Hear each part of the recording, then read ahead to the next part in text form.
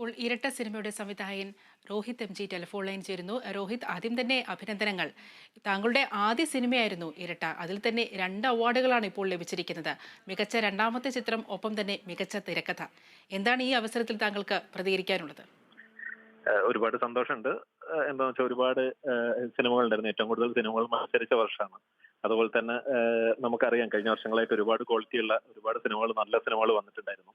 അപ്പൊ അതിന്റെ ഇടയ്ക്ക് മത്സരിച്ച് ഇരട്ടയ്ക്ക് മികച്ച രണ്ടാമത്തെ ചിത്രമാവാനും അതേപോലെ മികച്ച തിരക്കഥയ്ക്കുള്ള അവാർഡ് കിട്ടാനും സാധിച്ചതിൽ വളരെയധികം സന്തോഷമുണ്ട്. കുറച്ചുകൂടെ വലിയ ഉത്തരവാദിത്തങ്ങൾ എനിക്ക് ഇനി വരികയാണെന്നുള്ളത് ഒരു ബോധ്യപ്പെടുത്തൽ കൂടിയാണ്. ഈ സിനിമയുടെ ഒരു പ്രമേയം തന്നെ വളരെയധികം ശ്രദ്ധിക്കപ്പെടുന്ന, അത് മനുഷ്യസ്പർശിയായ ഒരു പ്രമേയമാണ്. അതായത് ബാല്യകാലത്തിൽ ഉണ്ടാകുന്ന ട്രോമകൾ, അത് മുതിരുമ്പോൾ മനുഷ്യനെ ഏതൊക്കെ രീതിയിലാണ് അയാളെ ഹോണ്ട് ചെയ്യാന്നുള്ളത് വളരെയധികം ഹൃദയസ്പർശിയായ ഒരു പ്രമേയമാണ്. എന്നാൽ വളരെ മനോഹരമായി കൈയടക്കത്തോടെയാണ് ആ സിനിമയിൽ അവതരിപ്പിച്ചിരിക്കുന്നത്. രോഹിത് തന്നെ പല ഇൻ്റർവ്യൂസിലും പറഞ്ഞിട്ടുണ്ട്, ഈ സിനിമയെ ഒരു ജേണി ഉണ്ടല്ലോ, രോഹിത്തിൻ്റെ ഒരു സിനിമ യാത്ര, ആ യാത്രയ്ക്കിടയിൽ ഈ ഒരു പ്രോജക്റ്റിനെ പിച്ച് ചെയ്യാനായിട്ട് രോഹിത്ത് ഏറെ ബുദ്ധിമുട്ടുകൾ നേരിടേണ്ടി വരുന്നു. ഇത്രയും ബുദ്ധിമുട്ടുകളെല്ലാം കടന്ന് ഇപ്പോൾ സംസ്ഥാന സർക്കാരിൻ്റെ പുരസ്കാരം ഇപ്പോൾ കയ്യിൽ വന്നിരിക്കുമ്പോൾ എന്താണ് രോഹിത്തിന് അതിനെക്കുറിച്ച് പറയാനുള്ളത്? നമ്മൾ കൺസിസ്റ്റന്റ് ആയിട്ട് കാര്യങ്ങൾ ശ്രമിക്കുക എന്നുള്ളതാണ് എപ്പോഴും ഉള്ളത്. അതായത് ഞാൻ ഒരുപാട് കഷ്ടപ്പെട്ടിരുന്നു. പക്ഷേ എന്നെക്കാളും കൂടുതൽ കഷ്ടപ്പെടുന്ന ആളുകൾ ഉണ്ടായിരിക്കാം, അല്ലെങ്കിൽ ഇത്രത്തോളം ആവാതെ ശ്രമിക്കാതെ എത്തുന്ന ആളുകൾ ഉണ്ടായിരിക്കാം. പക്ഷെ നമ്മൾ എന്തെങ്കിലും ലക്ഷ്യം വെച്ചാൽ അതിലേക്ക് കൺസിസ്റ്റന്റ് ആയിട്ട് വർക്ക് ചെയ്തുകൊണ്ടിരിക്കുക, റിസൾട്ട് എപ്പോഴെങ്കിലും വരും എന്നുള്ളതാണ് എനിക്ക് പറയാനുള്ളത്. അപ്പൊ അതുകൊണ്ട് തന്നെ രോഹിത്, പറഞ്ഞോളൂ രോഹിത്. അതുകൊണ്ട് തന്നെ അങ്ങനത്തെ ഒരു റിസൾട്ട് വന്നതിൽ വളരെയധികം സന്തോഷമുണ്ട്. ഇനി രോഹിത്, ഇപ്പോൾ ഈ സിനിമ, ഇരട്ട സിനിമ തിയേറ്ററിൽ ഇറങ്ങിയപ്പോൾ സിനിമയെക്കുറിച്ച് കണ്ടവരെല്ലാവരും വളരെ മികച്ച അഭിപ്രായമായിരുന്നു പറഞ്ഞത്.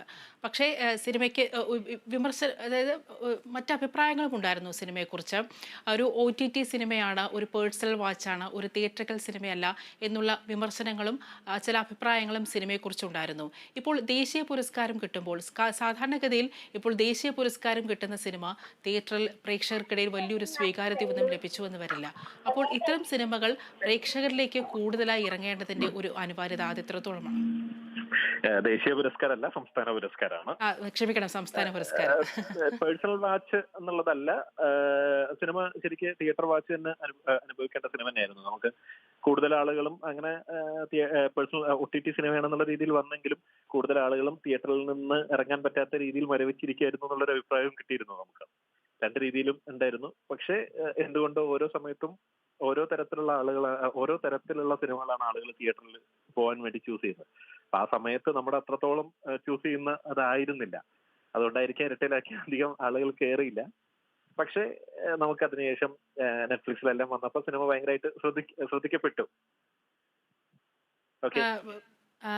രോഹിത്, മറ്റൊരു കാര്യം, അതായത് ഇപ്പോൾ രോഹിത് പറഞ്ഞില്ലേ, തിയേറ്ററിൽ അത്രത്തോളം പ്രേക്ഷകരെ പിടിച്ചിരുത്തിയ ഒരു സിനിമയായിരുന്നു ഇരട്ട. അത് തീർച്ചയായും അങ്ങനെ തന്നെയാണ്. ഞാനും ഈ സിനിമ കണ്ടിട്ടുള്ളതാണ്. അതായത് ഇപ്പോൾ ഒരു സിനിമ കണ്ടു കഴിഞ്ഞാൽ സിനിമ തിയേറ്റർ ഉപേക്ഷിച്ച് പോകേണ്ട ഒരു സാഹചര്യം ഉണ്ടാവും. ചില സിനിമകൾ പ്രേക്ഷകനോടൊപ്പം ഇങ്ങനെ യാത്ര ചെയ്യും. അതുപോലത്തെ ഒരു സിനിമയായിരുന്നു ഇരട്ട. ആ ഇരട്ട സിനിമ കണ്ടു കഴിഞ്ഞാൽ ആ സിനിമ പ്രേക്ഷകൻ്റെ ഒപ്പം ഒരുപാട് നാളിങ്ങനെ പ്രേക്ഷകനോടൊപ്പം നിൽക്കും. അപ്പോൾ അത്തരത്തിലുള്ളൊരു ആഴത്തിലുള്ളൊരു തിരക്കഥയാണ് ഈ സിനിമയുടെ ഏറ്റവും വലിയൊരു പിൻബലം എന്ന് പറയുന്നത്. രോഹിത്താണ് ഈ സിനിമയുടെ തിരക്കഥ. ഈ സിനിമയുടെ ഒരു തിരക്കഥാ രചനാവേളയിൽ രോഹിത്ത് കടന്നുപോയ വൈകാരികമായിട്ടുള്ള നിമിഷങ്ങൾ എന്തൊക്കെയായിരുന്നു? ഞാനും വിചാരിക്കുന്ന ഒരു കാര്യം എന്താ വെച്ചാൽ, നമ്മൾ തിയേറ്ററിൽ നിന്ന് എപ്പോഴും നമ്മുടെ കൂടെ ഒരു ഇമോഷനാണ് പുറത്തേക്ക് വരുന്നത്. നമ്മൾ കുറച്ചു കാലം മുമ്പ് കണ്ട സിനിമകളിലെ ഒരുപാട് ഇൻസിഡൻസോ അല്ലെങ്കിൽ കഥയോ ഒന്നും നമുക്ക് ചിലപ്പോൾ ഓർക്കുന്നുണ്ടാവില്ല. ആ സിനിമ തരുന്ന ഒരു ഇമോഷൻ നമുക്ക് ഭയങ്കരമായിട്ട് ഓർക്കുന്നുണ്ടായിരിക്കും. അപ്പൊ അങ്ങനത്തെ എന്തെങ്കിലും ആളുകൾക്ക് പുതുതായിട്ട് അല്ലെങ്കിൽ വ്യത്യസ്തമായിട്ടുള്ള രീതിയിൽ വേറൊരു ഇമോഷൻ ആളുകൾക്ക് കൊടുക്കാൻ പറ്റുമോ എന്നുള്ളതായിരുന്നു എന്റെ ചിന്ത. അപ്പൊ അതിനു വേണ്ടിയിട്ടാണ് ഞാൻ ഇങ്ങനെ കോൺസ്റ്റന്റ് ആയിട്ട് ട്രൈ ചെയ്തുകൊണ്ടിരുന്നത്. അങ്ങനെ കിട്ടിയ ഒരു ഇതിൽ നിന്നാണ് ഓക്കെ, നമുക്ക് പലതരത്തിൽ ഇവിടെ സാഡ് എൻഡിങ് സിനിമകളെല്ലാം ഉണ്ട്. വളരെയധികം നമ്മൾ വേദനയോടെ ഇറങ്ങിയിട്ടുണ്ട്. പക്ഷേ ഡിസ്റ്റർബിങ് എൻഡിങ് ആയിട്ടുള്ള സിനിമകൾ മലയാളത്തിൽ കുറവായിരുന്നു. വിരലെണ്ണാവുന്നിടത്തോളം ഡിസ്റ്റർബിങ് എൻഡിങ് സിനിമകളേ ഉള്ളൂ. അങ്ങനത്തെ ഒരു സിനിമ വന്നാൽ എനിക്കൊരു പുതിയ ആള് എന്നുള്ള രീതിക്ക് ഇൻഡസ്ട്രിയിലേക്ക് കയറാൻ പറ്റും എന്നുള്ള ഒരു കുറുക്കുവഴി എന്നുള്ള രീതിക്കാണ് ഞാൻ അങ്ങനത്തെ ഒരു സ്ക്രിപ്റ്റ് എഴുതാമെന്ന് തീരുമാനിച്ചത്. രോഹിത്, ഈ സിനിമയുടെ റിലീസിന്റെ സമയത്ത് തന്നെ ജോജു ജോർജ് വളരെയധികം എക്സൈറ്റഡ് ആയിരുന്നു. അദ്ദേഹം സിനിമയുടെ നിർമ്മാതാവ് കൂടിയാണ്. ഇപ്പോൾ ഈ അതെ. ഒരു അവാർഡ് കിട്ടിയപ്പോൾ അദ്ദേഹത്തിന്റെ ഒരു പ്രതികരണം എന്താണ്? താങ്കൾ അദ്ദേഹത്തെ വിളിച്ചിരുന്നോ? ആ വിളിച്ചിരുന്നു, സംസാരിച്ചിരുന്നു. ജോയിച്ചേട്ടൻ ഭയങ്കര ഹാപ്പിയാണ്. ഇങ്ങനെ ഇത് കിട്ടിയത് വളരെയധികം. പിന്നെ സിനിമയ്ക്കുള്ള അവാർഡും കിട്ടിയിട്ടുണ്ട്. അത് സിനിമയ്ക്കുള്ള അവാർഡ് ജോയിച്ചേട്ടനും അതേപോലെ മാർട്ടിൻ പ്രക്കാട്ട, സിജോ വടക്കൻ എന്നുള്ള 3 പ്രൊഡ്യൂസേഴ്സാണ്. അവർക്ക് കൂടി അവകാശപ്പെട്ടാണ് അവാർഡ്. വളരെ നന്ദി രോഹിത്, താങ്കളുടെ പ്രതികരണം അറിയിച്ചതിന്. Thank you.